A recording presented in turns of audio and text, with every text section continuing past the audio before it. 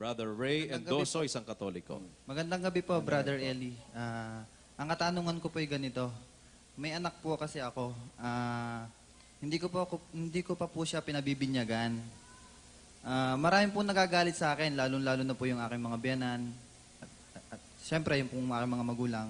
Minsan nga po, pinagtatalunan pa namin mag-asawa na bakit hindi pa namin pinabibinyagan yung anak namin, malaki na. 3 years old na po kasi siya. Nagkakasala po ba ako? Magkakasala ka pag pinabinyagan mo yun.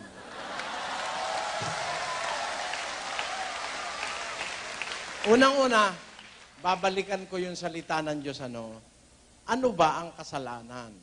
3:4 ng unang Juan.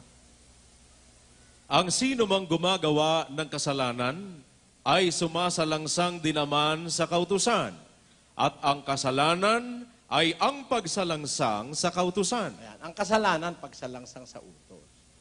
Ngayon, sino ba ang inuutusang magbinyag at pabinyag? Sabi dun sa 2:38 ng gawa, ganito.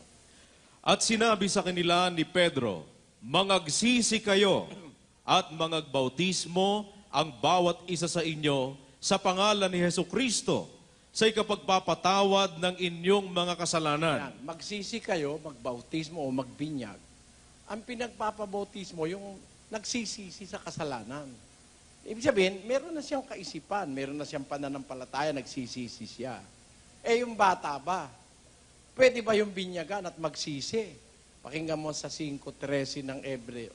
Sapagkat bawat tumatanggap ng gatas ay walang karanasan sa salita ng katwiran, sapagkat siya'y isang sanggol. Ayun, ang bata, walang karanasan sa katwiran. Ba't mo bibinyagan? Hindi nga makakasampalataya yun eh.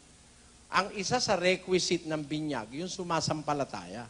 Pakinggan mo, sa Gawa 8. At sa pagpapatuloy sa daan, ay nagsidating sila sa dakong may tubig. At sinabi ng bating, narito ang tubig. Ano ang nakahahadlang upang ako'y mabautismuhan? At sinabi ni Felipe, kung nananampalataya ka ng buong puso, ay mangyayari. Ayan. Andito na ang tubig, sabi nung bating. Ano nakakahadlang para ako'y mabautismuhan? Ang sagot ni Felipe, isa lang. Kung sumasampalataya ka ng buong puso, mangyayari. Yung bata makakasampalataya. Wala ngang malay sa katwiran yun eh. Ba't mo bibinyagan yun? Ang katunayan, kahit isang bata, walang binautismuhan si Kristo at mga apostol. Brother Eli, ano na po nangyayari dun sa mga batang bininyagan sa Katoliko? Ay, wala naman epekto yun eh. Ang totoo, hindi naman nabibinyagan yung mga bata eh. Sabi nung pare, Yo te bautizo en el nombre del Padre, y del Verbo, y del Espíritu Santo. Sabi nung sakristan, Amen. Yung bata, sabi naman, ganun yung bata, no?